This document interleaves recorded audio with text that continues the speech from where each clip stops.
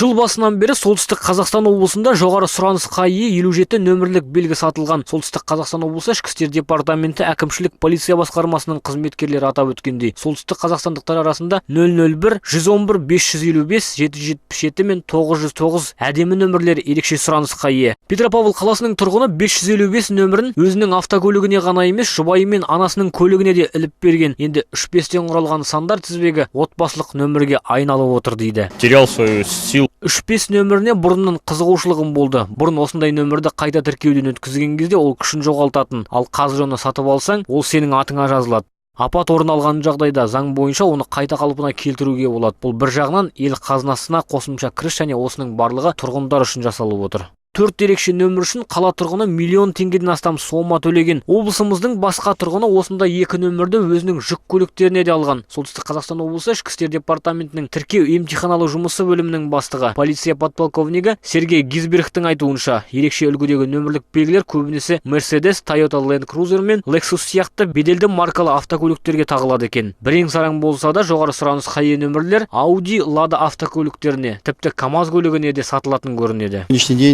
Өткен жылы жол қозғалысы туралы заң қабылданды. Ол заңда жоғары сұранысқа ие нөмірлерді сату мәселесі қарастырылған болатын. Бүгінгі таңда Петропавл қаласындағы мамандандырылған халыққа қызмет көрсету орталығында 001 және 009-ға дейінгі және одан да басқа ерекше нөмірлер бар. Сатып аламыз деушілерге есігіміз ашық. Қызмет көрсету стандарттарына сәйкес бұл қызмет түрі 2 сағат ішінде жасалады. Үстіміздегі жылы солтүстік қазақстандықтар өз темір тұлпарларына ерекше нөмірлер тағу үшін барлығы 19 миллионнан астам теңге төлеген.